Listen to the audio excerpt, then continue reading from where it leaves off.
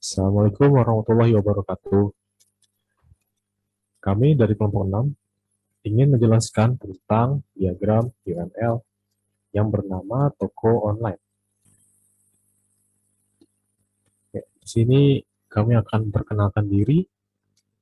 Saya yaitu Muhammad Zalif Parezi dengan NIM 12200193 dan ada Muhammad Dimas Faisal dengan NIM 12200407 dan ada lagi di situ Rian Ferdiansyah dengan NIM 12200143 dan Windy Riando Handoko dengan NIM 12200527.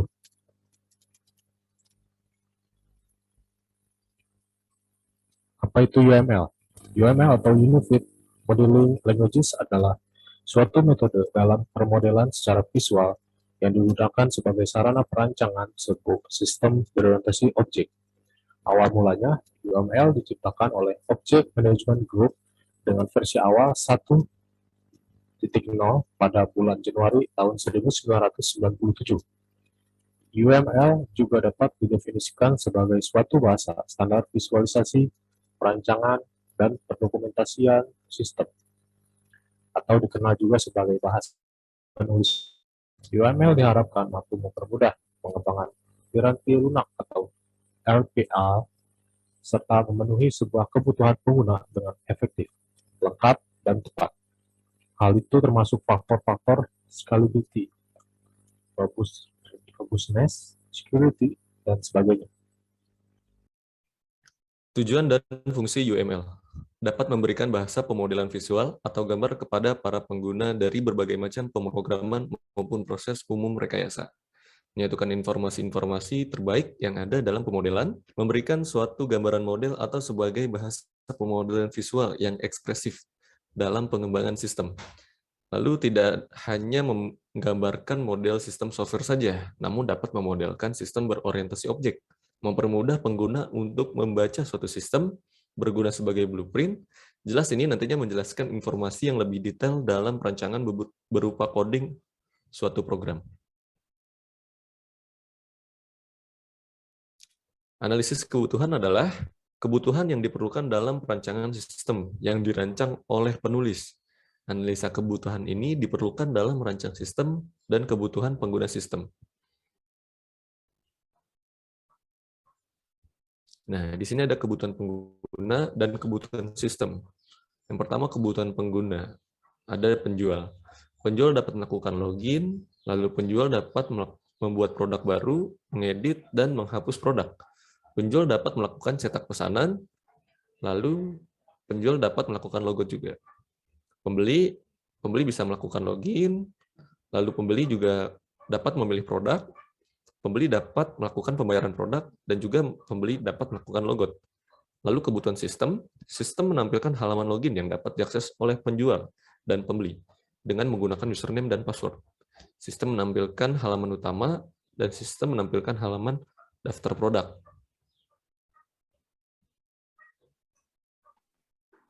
Use case diagram toko online. Berikut ini use case diagram untuk penjual. Penjual mengakses login. Login membutuhkan username dan password. Setelah login, penjual mengakses indeks menu daftar produk, di mana bisa membuat produk baru, edit produk, hapus produk, dan cetak pesanan. Dan penjual dapat melakukan logout. Berikut ini use case diagram untuk pembeli. Pembeli bisa melakukan registrasi yang membutuhkan username dan password, lalu melakukan login, sama membutuhkan username dan password. Setelah login, pembeli dapat melihat indeks menu daftar produk. Lalu pembeli memilih produk. Pembeli memasukkan jumlah produk, mengisi prompt. Lalu pembeli melakukan pembayaran. Pembayaran bisa menggunakan m-banking, kredit card, atau retail. Dan pembeli bisa melakukan logout.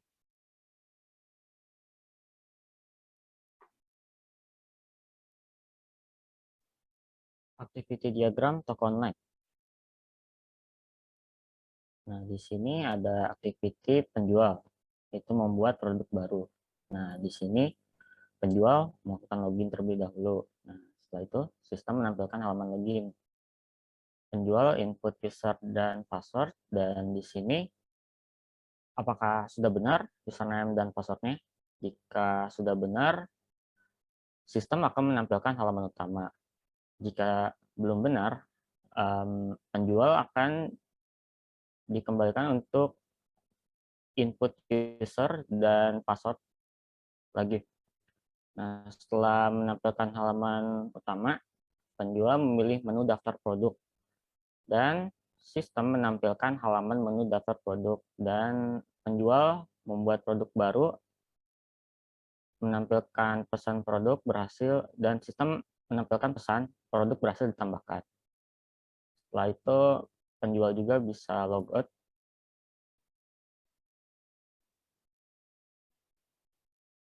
Di sini selanjutnya ada bagian mengedit produk. Sama seperti sebelumnya, penjual wajib login terlebih dahulu. Jika sudah benar, sistem akan menampilkan halaman utama, dan di sini penjual memilih menu daftar produk. Nah, setelah memilih menu daftar produk, sistem akan menampilkan halaman menu daftar produk. Nah, di sini penjual bisa mengubah daftar produk yang mereka mau. Setelah itu, sistem akan menampilkan pesan produk berhasil diedit.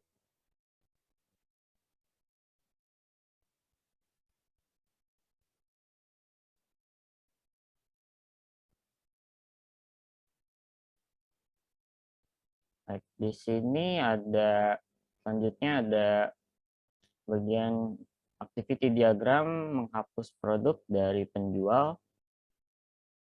Seperti sebelumnya, sama, login dulu, setelah itu menampilkan halaman utama, dan di sini,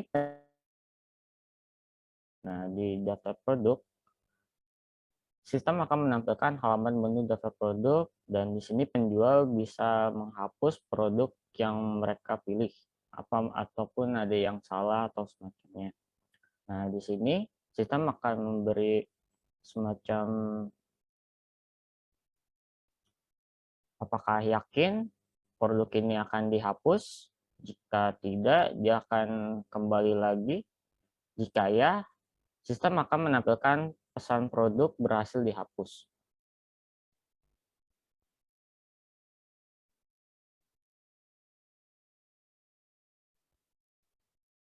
Dan di sini ada halaman cetak pesan. Di sini penjual memilih cetak pesan atau logout. Setelah itu, sistem akan melakukan mencetak pesanan.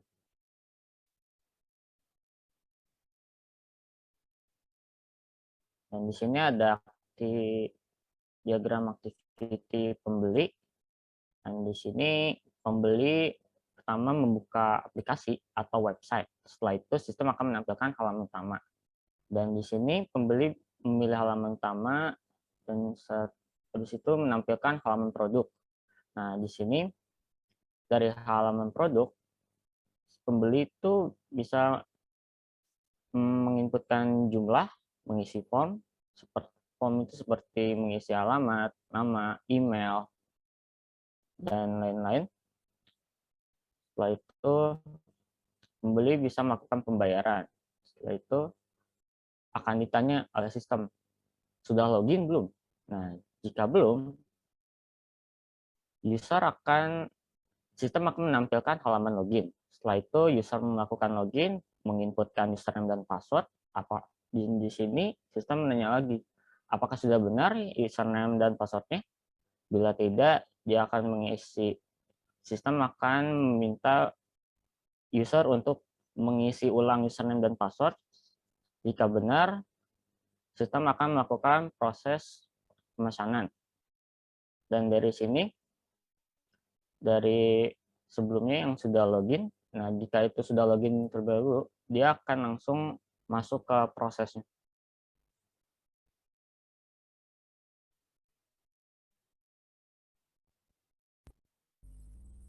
kelas diagram toko online. Di sini kita memiliki 5 kelas. Di antaranya di sini ada pembeli, produk, penjual, pembayaran, dan transaksi. Di dalam pembeli itu terdapat atribut dan juga metodenya. Atribut itu yang seperti di pembeli itu ada username, password. Di produk itu ada ID produk, kode produk, nama produk, jenis produk, warna, dan harga.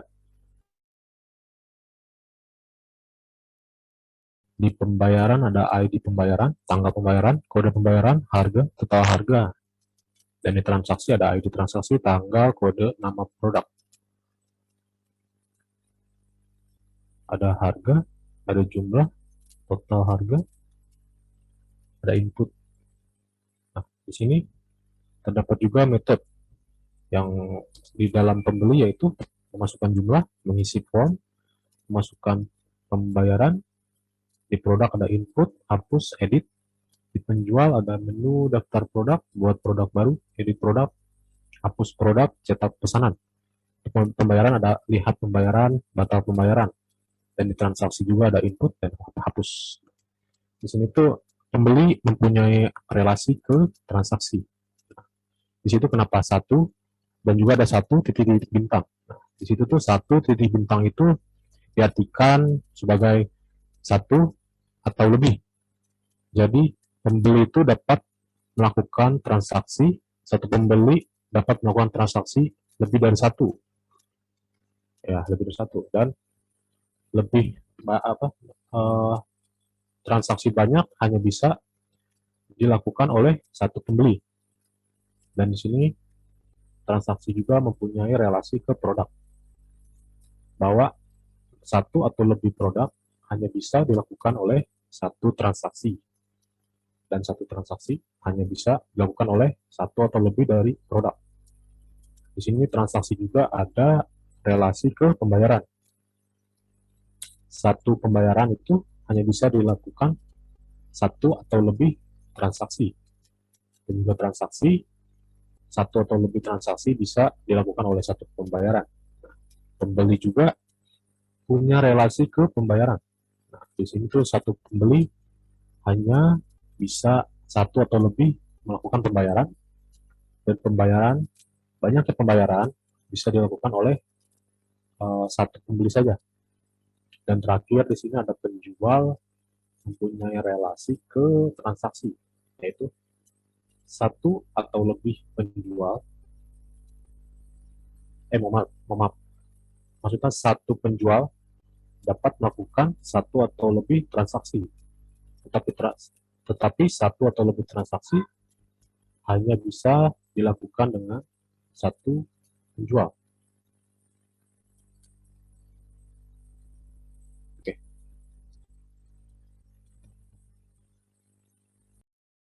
Baik, di sini ada sequence diagram toko online. Yang pertama ada ruang lingkup penjual. Penjual ini maksudnya frame ya, kotak ini. Nah, ada aktor penjual, lalu ada garis yang patah-patah itu, putus-putus, itu namanya lifeline.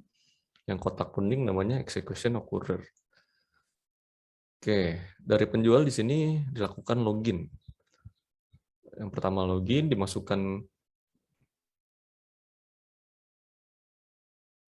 class login. Dia akan menampilkan tampilan awal login, lalu penjual disuruh masukkan input username sama password, itu diarahkan ke control class control di sini. Setelah itu data yang sudah masuk dimasukkan itu dicek di database, cek username dan cek password di database. Di database itu digunakan entity class. Lalu jika sudah dicek, maka datanya akan ke return atau dikembalikan lagi. Nah, setelah itu dilakukan validasi, divalidasi di control class system login. Di validasi ini ada dua. Yang pertama, jika login berhasil, dia akan mengarahkan ke tampilan produk. Lalu jika validasinya gagal login ya dari sistem loginnya ini, dia akan tampil ke halaman login lagi, ke gagal login. Oke, jika berhasil, maka penjual bisa membuat produk, ngedit produk, hapus produk, lalu cetak pesanan. Jika si penjual ini pengen membuat atau menghapus, ngedit, atau mencetak, maka dia akan dikirimkan ke control class sistem produk. Sistem produk, jika dia menggunakan fitur buat produk, maka datanya akan dikirim ke database. Lalu akan di-return lagi, dikembalikan lagi nilainya supaya ditampilkan di sistem produk. Oke, diedit juga sama, dihapus pun sama, cetak juga. Dia akan dikirimkan datanya ke database, lalu dikembalikan lagi ke sistem produk. Lalu di produk ini ada tampilan logot atau ada fitur logot. Fitur logot ini akan diarahkan ke control class logot. Lalu jika sudah dipencet logotnya, dia akan kembali lagi return ke halaman login penjual. Oke, itu untuk ruang lingkup penjual. Selanjutnya ada ruang lingkup pembeli, sequence pembeli. Di sini pembeli jika sudah login ya, sudah login semuanya yang seperti sebelumnya di penjual itu sama. Pilih produk, lalu akan ditampilkan memilih produk ini, tampilan memilih produk. Oh ya, untuk garisnya ini yang dinamakan garis arahannya itu message atau pesan ya, untuk menyampaikan informasi dari satu objek ke objek lainnya. Lalu pembeli ini akan memasukkan jumlah, masukkan data diri dan alamat, masukkan pembayaran. Nah, itu ke kontrol pembelian ini. Lalu dari kontrol pembelian, kontrol class pembelian ini, nanti dicek dulu ke entity class produk baju. Dicek dulu apakah stok produknya ada. Jika tidak ada, stok barang habis, maka akan menampilkan ke halaman memilih produknya itu bahwa si produk ini habis atau stoknya kosong ya. Nah, jika berhasil, maka akan dilanjutkan lagi nih dari pembelian langsung memasukkan data pesanan ke pembayaran. Lalu setelah itu pembayaran selesai ke kontrol pembayaran ini. Dari kontrol pembayaran ini akan di-save atau ditransaksikan, langsung dimasukkan ke entity pesanan pembeli. Oke, baik. Cukup sekian dari sequence pembeli.